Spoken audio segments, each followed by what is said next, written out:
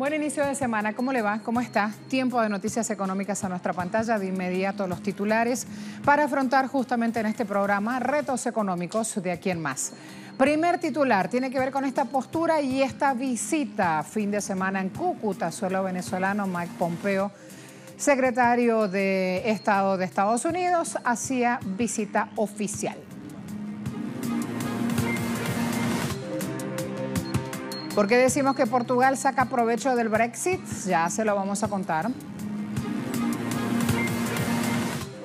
Y hoy al análisis vamos a hablar de la herencia, todo lo que implica justamente el impacto en el bolsillo de esta figura legal que hay que conocer.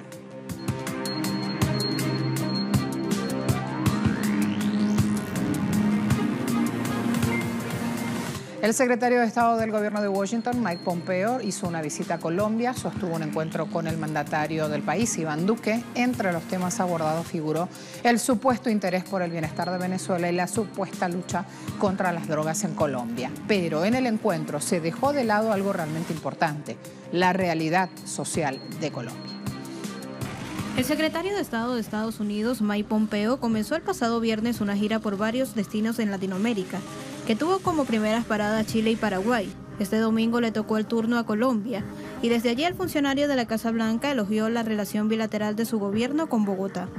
Uno de los principales temas abordados fue la erradicación de cultivos para elaborar estupefacientes.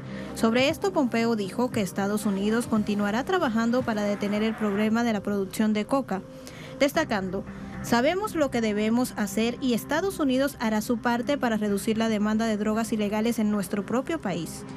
Sin embargo, esta es una tarea que se le ha hecho cuesta arriba al gobierno colombiano. Un reporte independiente de un organismo de la ONU encargado de supervisar el cumplimiento de tratados antidrogas informó que el cultivo en Colombia subió constantemente desde 2013 de las 48.000 hectáreas hasta las 171.000 hectáreas en 2017.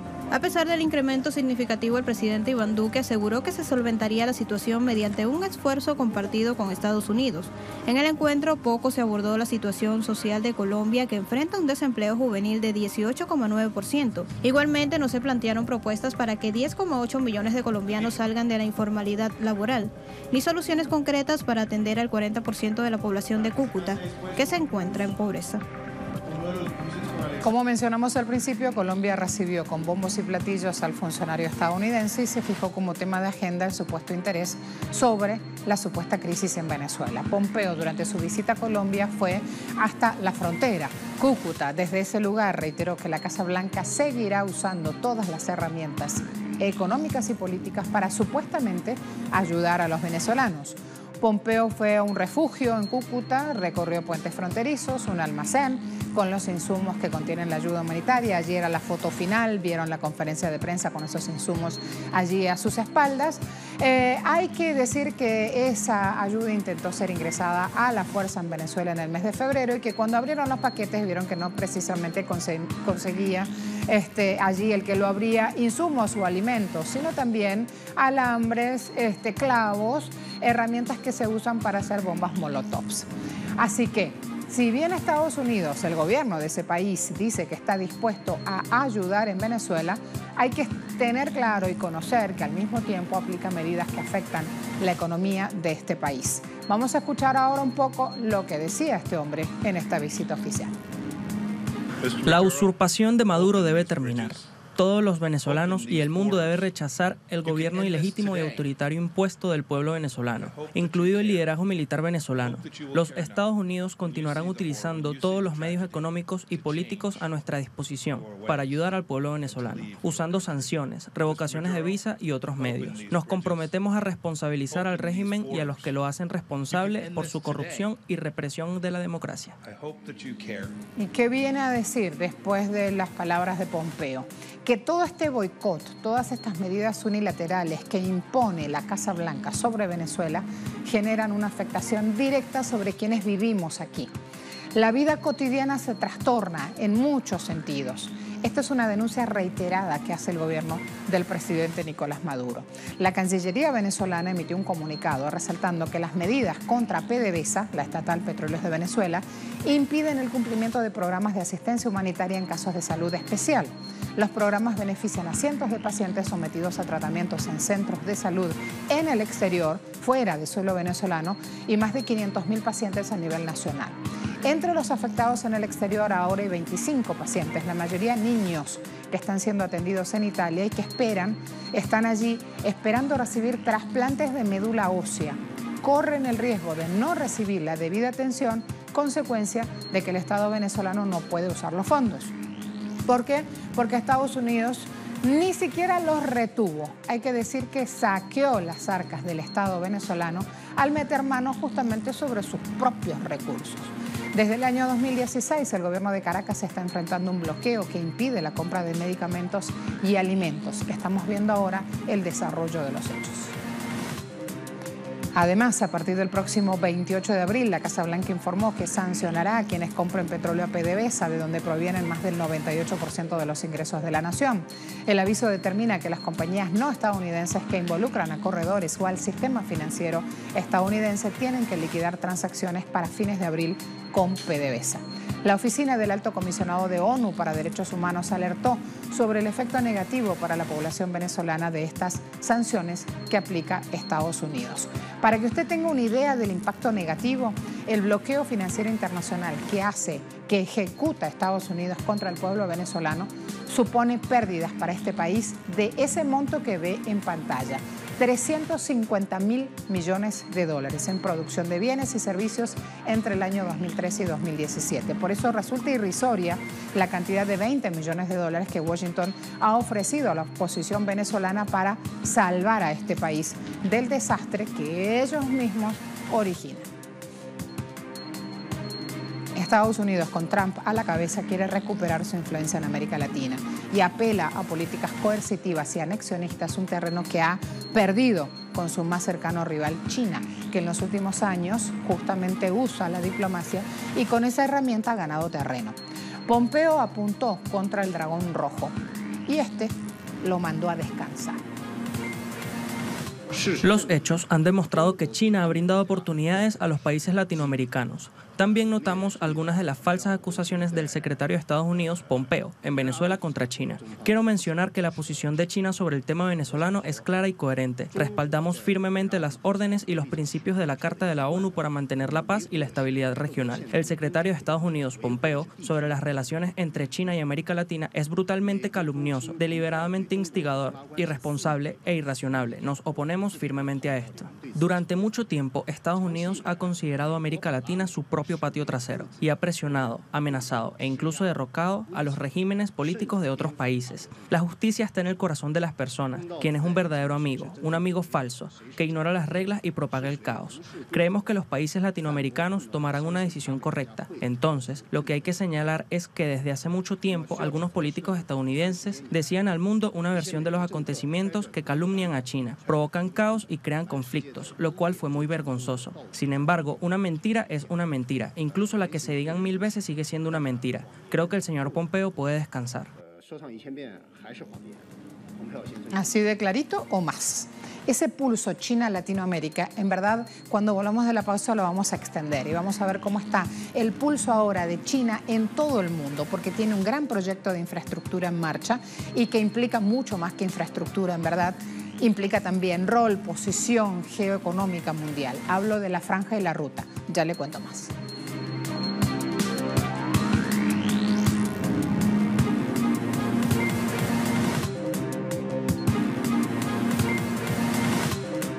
De inmediato les cuento que el subdirector gerente del Fondo Monetario Internacional, Jean Tao, expresó que la iniciativa La Franja y la Ruta dará beneficios tangibles a todas aquellas personas que en el mundo hagan parte de esa iniciativa y que además aportará al cumplimiento de una agenda que está en marcha, la Agenda 2030 para el Desarrollo Sostenible de Naciones Unidas.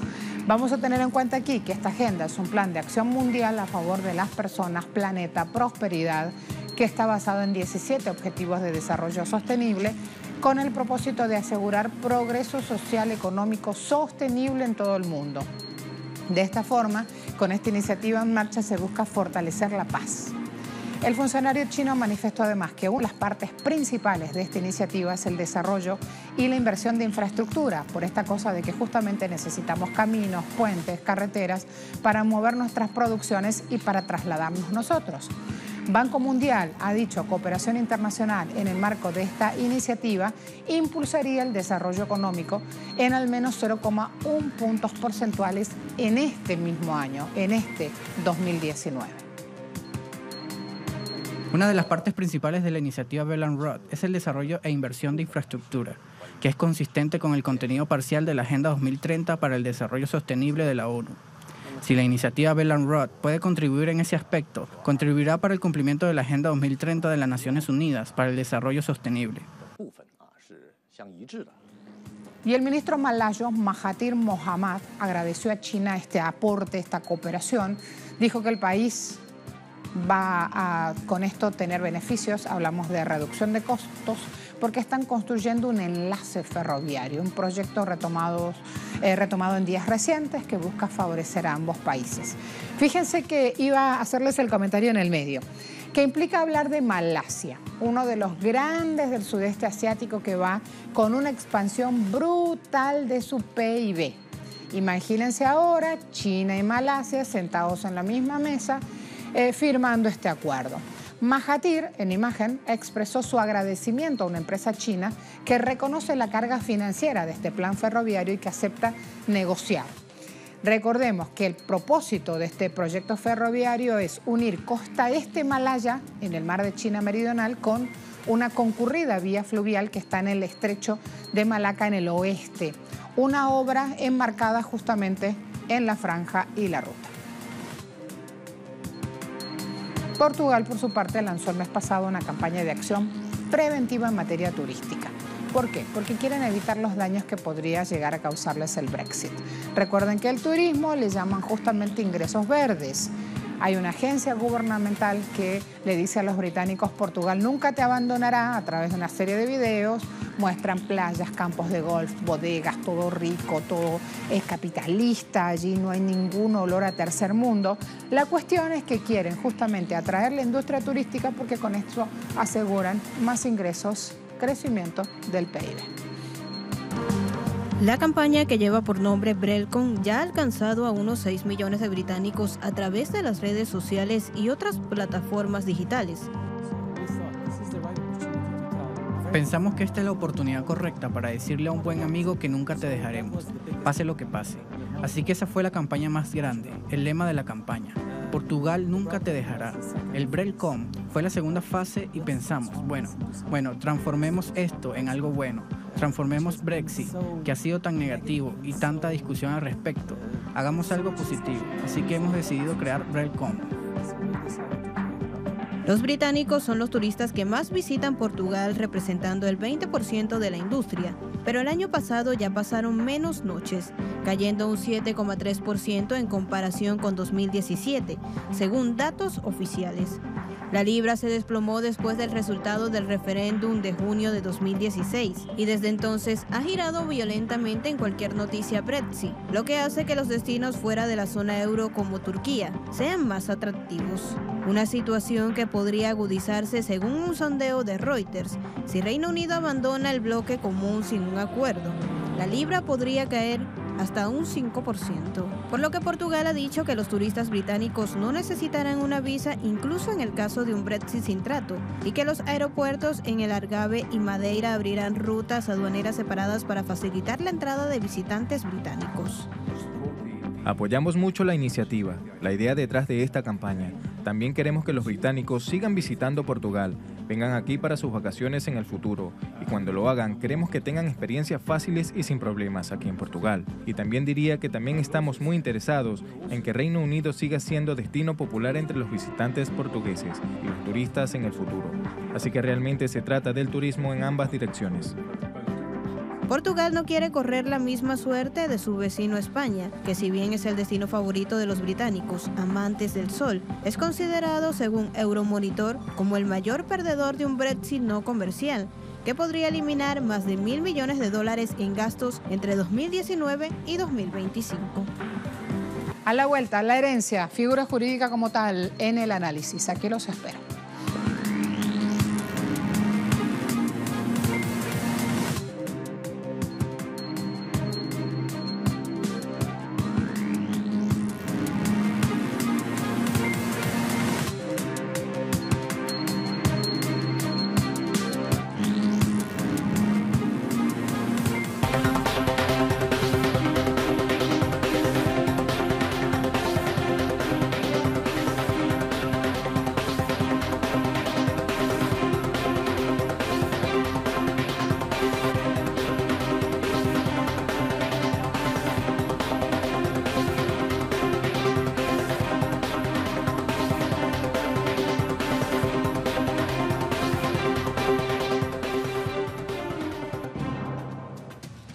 Fíjense, desde hace tiempo vienen sonando las trompetas de lo que llaman recuperación económica, la salida de la crisis, la bajada significativa de las tasas de desempleo. Sin embargo, hay un gran número de personas que miran a los lados con estupor, se preguntan dónde está su parte, la que les corresponde del pastel. Justamente aquí tengo una caricatura donde un niño le pregunta al padre: hijo mío, algún día todo esto será tuyo, le dice el padre, y el niño con el signo de ¿qué voy a hacer ante la hipoteca, factura, las cosas que tengo por pagar? Los ricos crecen, aún con toda esta cuestión, esta coyuntura, crecen sin parar los ricos.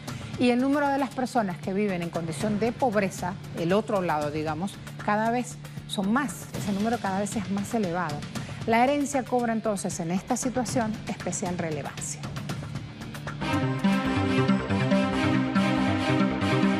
Según el informe de Oxfam, premiar el trabajo, no la riqueza.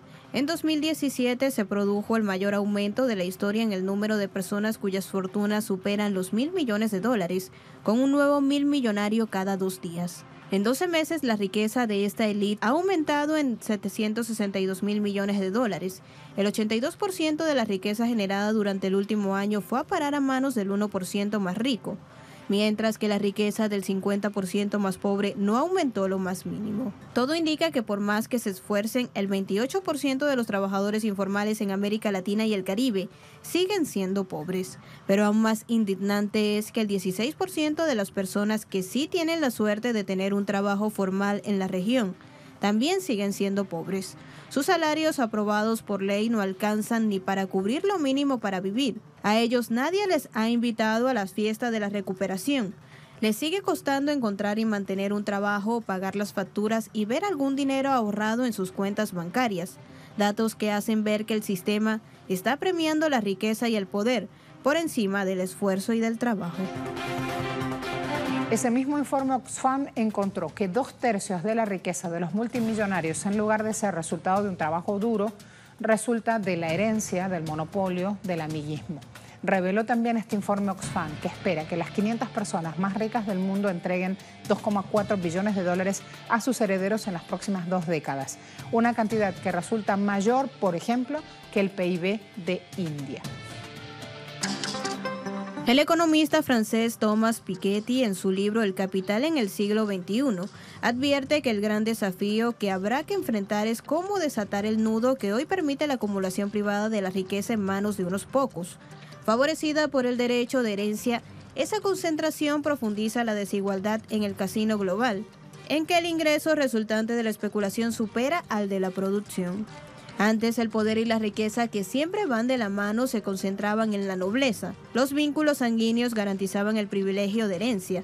Al noble no le gustaba trabajar, era una actividad reservada a la plebe. Al noble le bastaba con disfrutar, pero las cosas han ido modificándose un poco. La ascensión de la burguesía hizo pasar el privilegio de la sangre azul a la posesión de propiedades. El linaje de la nobleza fue destronado por la riqueza de la burguesía. Ahora, más importante que ser hijo de príncipe es ser hijo de un banquero o empresario. Aquel tenía cuna de oro, una gruesa cuenta bancaria. Oxfam incluso señala que los multimillonarios del mundo usan su riqueza y sus conexiones extremas para manipular políticas públicas, para aprovechar los acuerdos de privatización, para obtener obsequios de recursos naturales y beneficiarse con exenciones de impuestos y lagunas para enriquecerse aún más a expensas del público. No de las lagunas bonitas relacionadas con el verde. No, lagunas en las legislaciones de esos países que hablan justamente de posiciones permitidas para que sigan ganando un poco más o dejen de aportar un poco más al Estado. Una posición similar presenta o esboza Alfredo Serrano Mancilla y presentan y Guillermo Oglietti, que ambos trabajan en el CELAC, y ellos se refieren a la herencia como la mano invisible del capitalismo.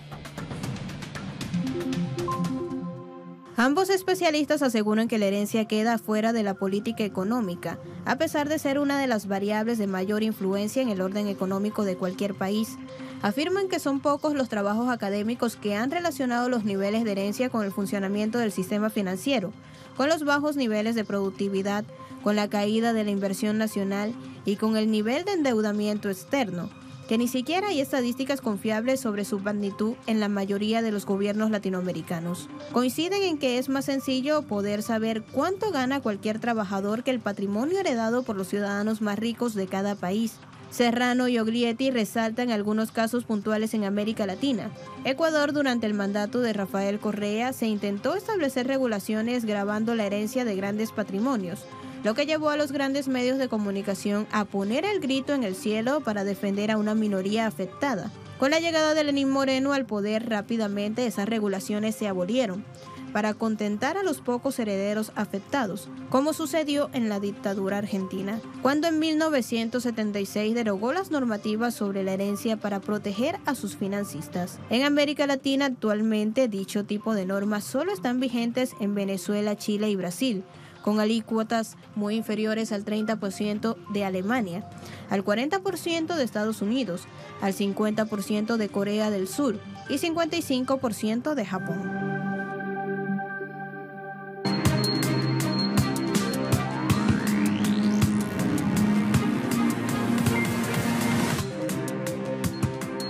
Nos vamos despidiendo. Cotizaciones petroleras hasta ahora. Indicadores. Brent, $71,37 el barril. Está con una tendencia al alta. Luego, petróleo WTI, indicador para Estados Unidos, $63,50 por barril. Y el precio del crudo venezolano, recuerden que esa cotización es semanal. Los lunes la damos aquí, cotización. La damos, experimentó un aumento de 14,62 yuanes, esa cotización yuanes. Cerró la semana en 440,63 yuanes. Gracias a todos. Hasta luego.